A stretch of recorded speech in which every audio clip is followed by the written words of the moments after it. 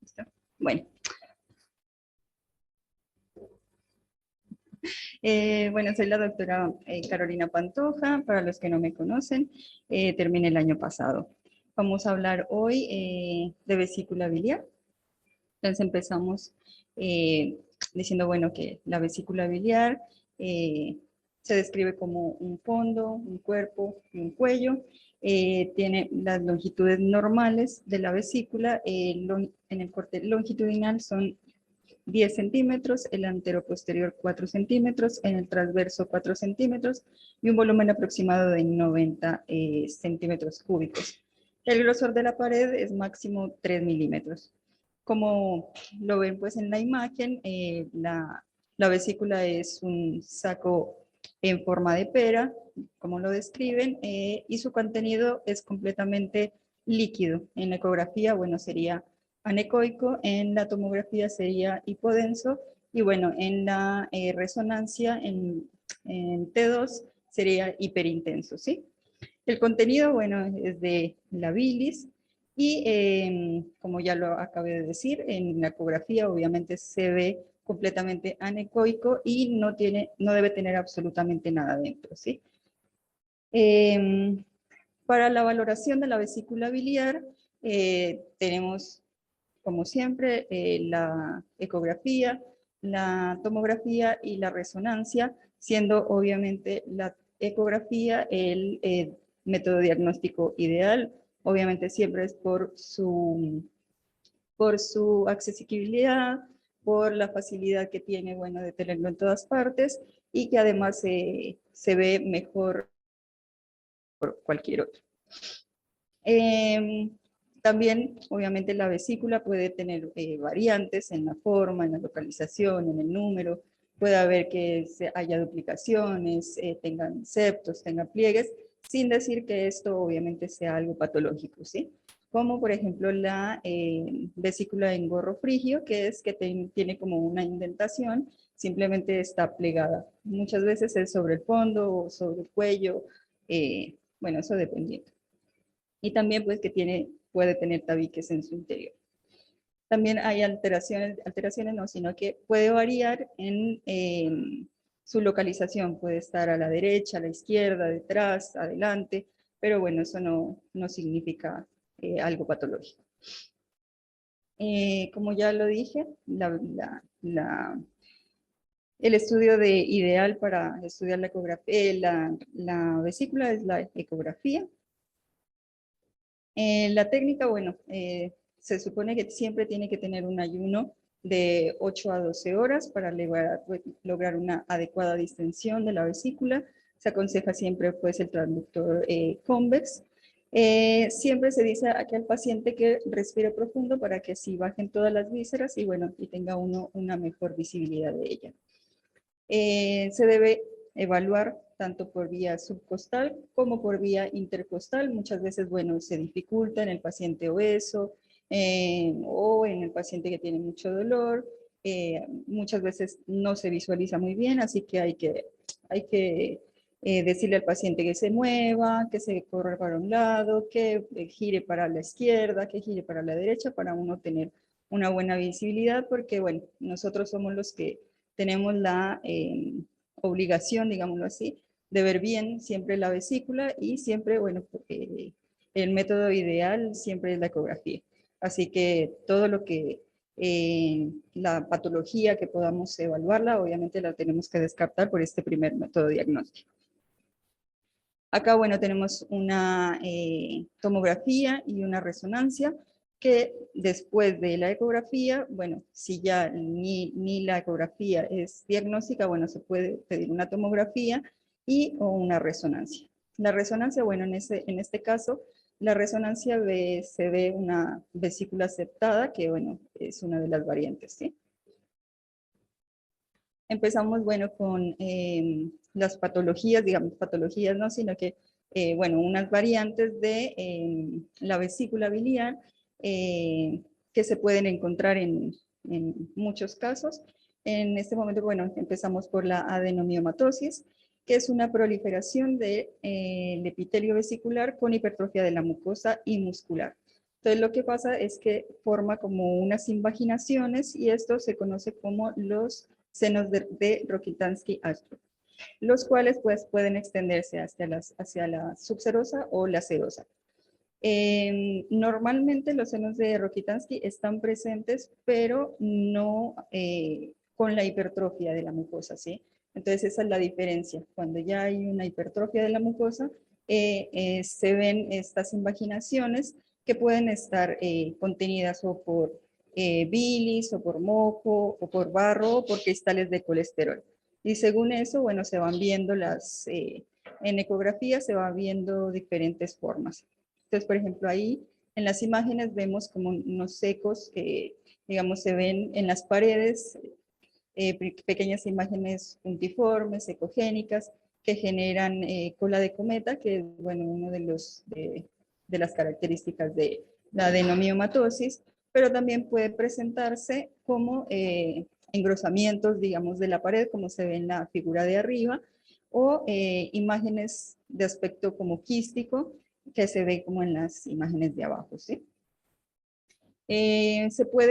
Pueden haber múltiples formas. Aquí estamos, bueno, en la clasificación, puede ser anular, segmentaria, focal o difusa, dependiendo de dónde se encuentren los focos de adenomiomatosis. Bueno, esto ya lo dije.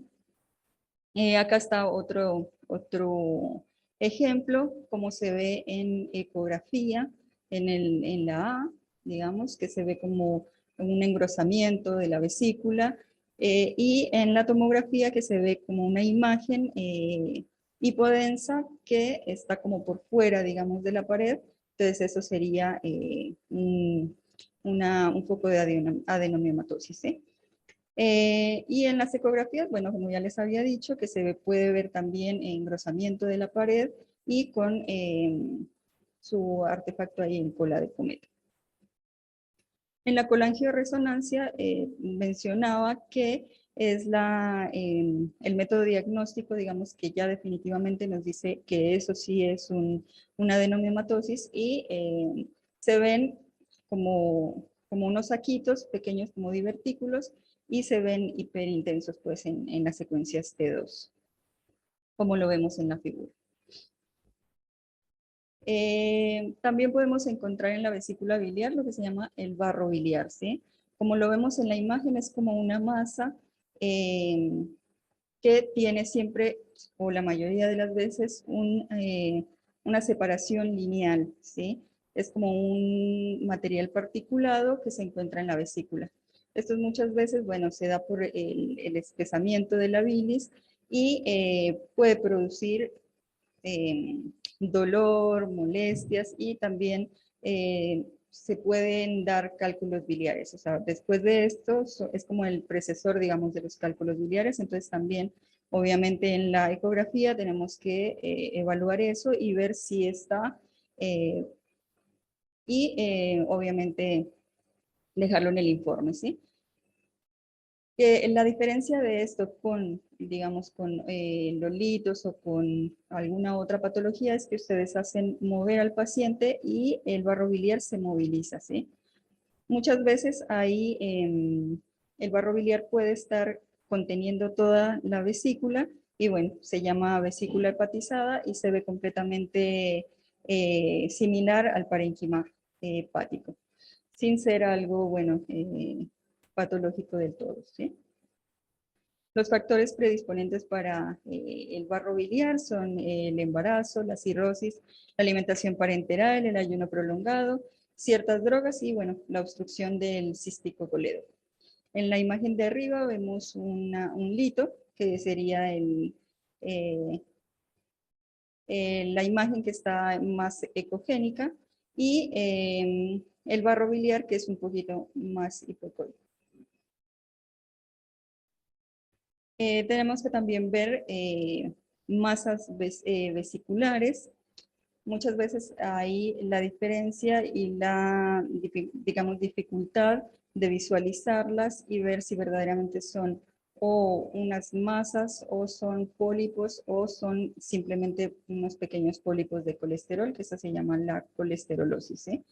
Ahí está obviamente nuestra valoración, ver si son únicos, múltiples, ver en el seguimiento, digamos, en el tiempo, si van creciendo, si están estancados en el tiempo, o si tienen o no sombra. Todas esas cosas, bueno, nos hacen hacer, digamos, ver el diagnóstico diferencial de todas las masas que podemos llegar a encontrar en la vesícula. Bueno, como lo dice acá, algunas masas polipoideas son proyecciones de la mucosa hacia el lumen de la vesícula biliar debido a depósitos lipídicos, procesos inflamatorios o neoplásicos, como ya les venía diciendo, ¿sí? Los factores que aumentan el potencial maligno, bueno, son en los mayores de 50 años, la colelitiasis, colangitis esclerosante y un pólipo que obviamente que sea mayor de 1 centímetro, que sea sésilo, o sea, que no se mueva, que esté solo y que tenga asociado un engrosamiento de la pared. Bueno, todo eso hace pensar en que sea, que pueda ser maligno, ¿sí?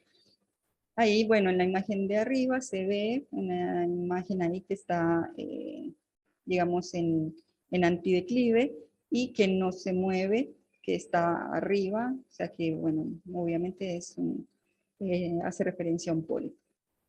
Igual la imagen de abajo. El manejo terapéutico, bueno, de los pólipos vesiculares depende de sus tamaños. Menos de 10 milímetros es un seguimiento ecográfico semestral o anual.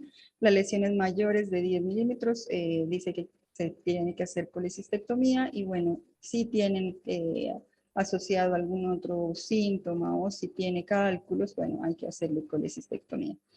Ahí, bueno, en la filmina hay varias imágenes, unas son de pólipos, otras que se ven un poco más feas, más poco definidas, mucho más grandes, que tienen, digamos, la señal Doppler color. Entonces, bueno, en este caso vieron que era un adenoma.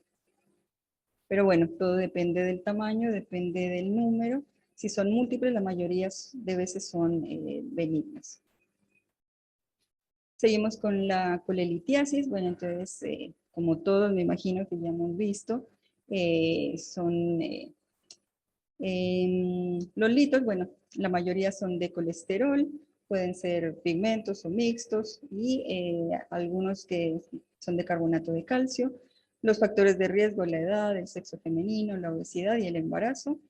Son imágenes hiperecogénicas móviles con sombra acústica posterior. Como se ve en todas las imágenes, pueden ser únicas, pueden ser múltiples, o como se ve en la imagen de la derecha arriba, que puede ser que se vea solo una gran imagen, digamos, hiperecogénica que genera gran sombra acústica posterior y que no permite valorar la pared, digamos, la pared posterior, y esa, bueno, se dice que es el complejo pared-eco-sombra, que se dice que es, bueno, de vesícula multilitiásica. La colecistitis aguda ya es un proceso inflamatorio causado generalmente por la impactación de un lito en el cuello, ¿sí? O en el conducto cístico. Lo que va a hacer es que se secrete, digamos, más bilis, se quede ahí estancada. Eso produce una inflamación de la pared y obviamente edema mural y todo lo demás. Y la vesícula se va a ver. Uno,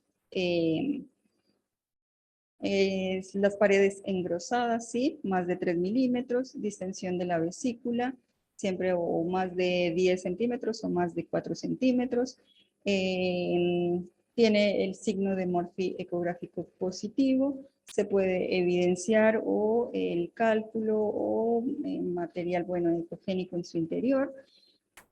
También podemos ver líquido perivesicular o aumento de la señal Doppler color en las paredes, ¿sí? De la vesícula. Entonces ahí ya estamos ante una colecistitis litiásica. Bueno, yo como les digo, o sea, esto es toda nuestra labor y muchos de los pacientes que llegan a nuestro consultorio Vienen siempre por los mismos síntomas, el dolor en hipocondrio derecho, fiebre, vómito, bueno, todas esas cosas, y tenemos que valorar bien la vía biliar y obviamente la vesícula biliar para que hacer un diagnóstico certero. Como vemos, bueno, aquí como les dije, también se pueden ver colecciones adyacentes a la vesícula, como está en la imagen de arriba a la izquierda. Se puede ver las paredes engrosadas o en tomografía que se ven también las paredes muy engrosadas, que realzan tras la administración de contraste y se ve pues su lito en su interior. También existe la colecistitis alitiásica, que esta no tiene un lito como tal, sino que, bueno, se crea más por estasis de la bilis, se da en pacientes con enfermedades graves, politraumatizados, postquirúrgicos, o pacientes, bueno, que tienen alimentación parenteral. También tenemos que tenerla muy en cuenta porque, bueno, muchas veces nos llevan a hacer la ecografía a la UTI y tenemos que diagnosticarla porque, bueno, ahí no es necesario que haya un cálculo, pero se ve igual las paredes edematosas, se puede ver con líquido, pero no tiene nada dentro. Muchas veces puede tener un poquito de barro biliar, pero nada más, igual es una colicistitis. También existe la colecistitis enfisematosa. Esta, bueno, menos mal que es rara porque tiene una mortalidad alta. Nada, lo que se ve es un gas en la pared de la vesícula y en la ecografía, bueno, es difícil, digamos, reconocerla o diferenciarla de una multilitiásica porque se ve exactamente igual. Son imágenes totalmente hiperecogénicas que tienen como gran sombra posterior y bueno, por ejemplo, la mayoría de veces el diagnóstico se hace por tomografía porque se ve ahí, como se ve en la imagen, la tomografía con gas en toda la pared de la vesícula. Aquí hay una, bueno, una filmina que se ve la vesícula, mejor dicho, no se ve la vesícula, sino que se ve esa gran imagen ecogénica que les digo, con sombra, y bueno, ya la llevaron a tomografía y obviamente era una colecistitis enfisematosa. También se puede dar la colecistitis perforada, que bueno, se ve por ecografía como una pérdida, digamos, del volumen de la vesícula, con disminución, bueno, de la pared y se ve como una pequeña hendidura en la pared y puede tener también abscesos perivesiculares o no. Igual, bueno, la colecistitis gangrenosa que puede ser, que puede también necrosarse las paredes y se ve así como en la filmina. Aquí también tenemos una tomografía donde se ve que la vesícula biliar, bueno, está disminuida de tamaño, se ve que tiene una pérdida de la continuidad de su pared y se ve mucha la colección, digamos, perivesicular, que es, bueno, dijeron que ya era una colecistitis perforada. La vesícula escleroatrófica o vesícula en porcelana, bueno, es una forma de colecistopatía crónica. Lo que se ve es las paredes calcificadas, ¿sí? Entonces, en la ecografía se ven imágenes más ecogénicas, de la pared más ecogénica, y en la tomografía, bueno, se ve como el contenido, bueno, de calcio en las paredes. El problema de esta es que, bueno, a veces es difícil diagnosticarla porque se confunde con una complejo pared de cosombra o, bueno, con otras patologías. Y esta es, bueno, un mayor riesgo de cáncer de vesícula. Y bueno, ya casi que terminando, vamos a ver el carcinoma de vesícula. Es el tumor maligno más frecuente del tracto biliar y el quinto o sexto más frecuente, bueno, del tracto gastrointestinal. Es frecuente en mujeres, ancianos y habitualmente, bueno, está asociado a colelitiasis. Tiene, como les dije, múltiples formas de presentación.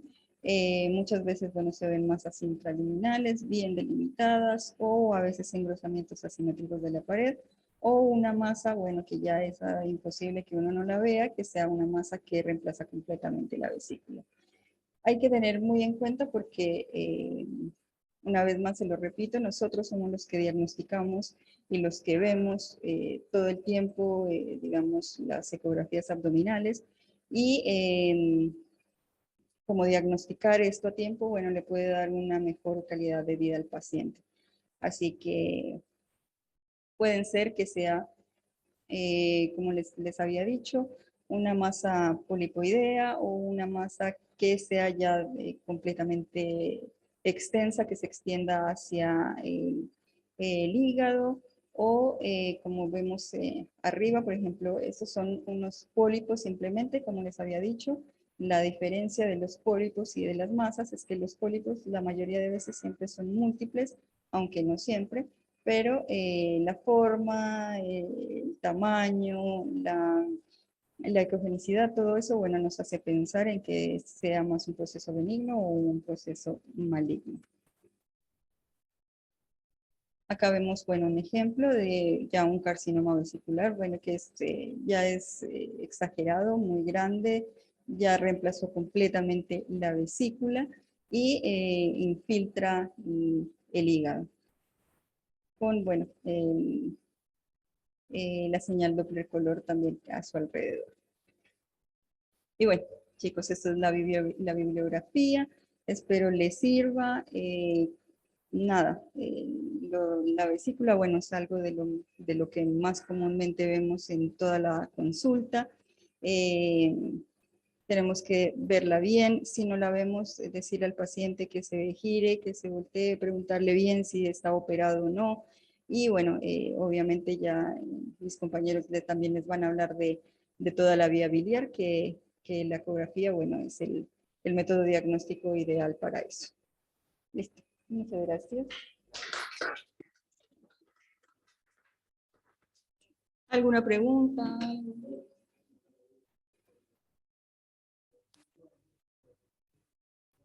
Es el mismo, es el mismo. ¿Alguna?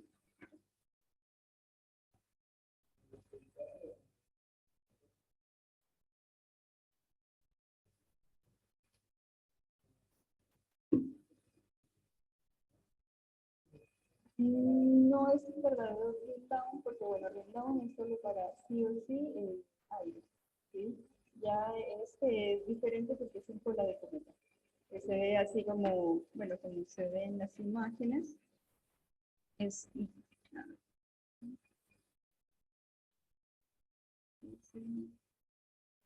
cola de cometa, se ve muy diferente, no tiene muy parecido. Míralo como se ve. Y el bring down, bueno, sería como el de la gangrenosa, pero no creo que lo tenga con la enfisematosa, pero no.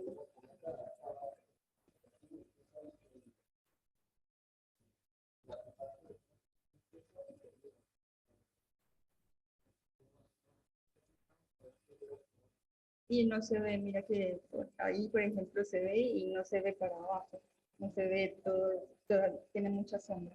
En cambio, bueno, el de cola de cometa es más lindo. Es diferente.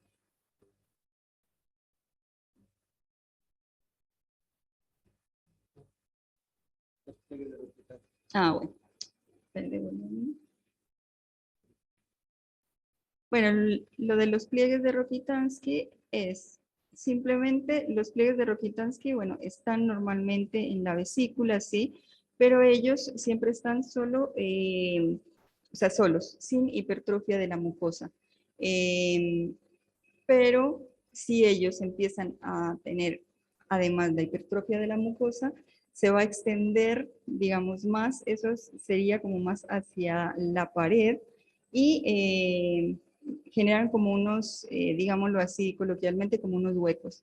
Y eso es donde obviamente ahí no deberían estar y se llenan de bilis o se llenan de moco o de cristales de colesterol. Pero bueno, es eso, simplemente es como Bueno, obviamente me faltó ponerle la imagen porque uno lo ve histológicamente y se ve mucho mejor y se entiende mucho mejor, pero es sí, como una indentación que se hace en la, en la mucosa y genera toda esa hipertrofia y bueno, se hace como un huequito. Entonces ahí entran todo el contenido de bilis o de moco o de barro biliar. No sé si me haga entender, igual lo pueden buscar y bueno, es así, uno lo entiende mucho mejor viéndolo histológicamente.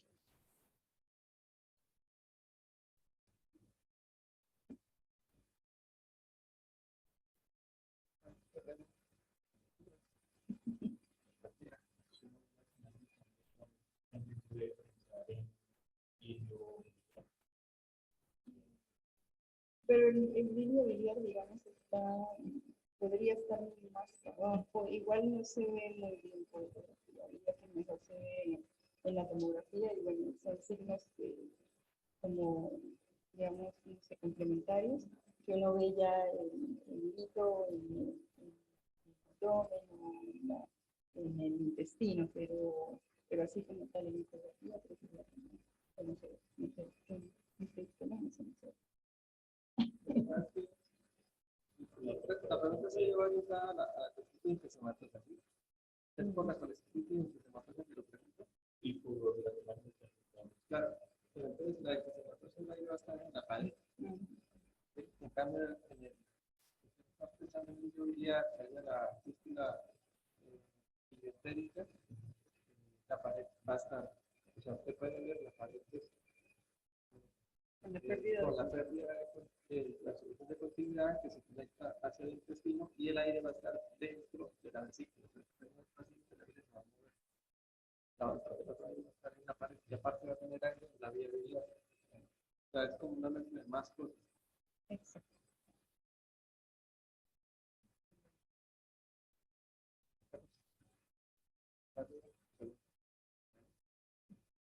Bueno, bueno, ojalá que te sirva.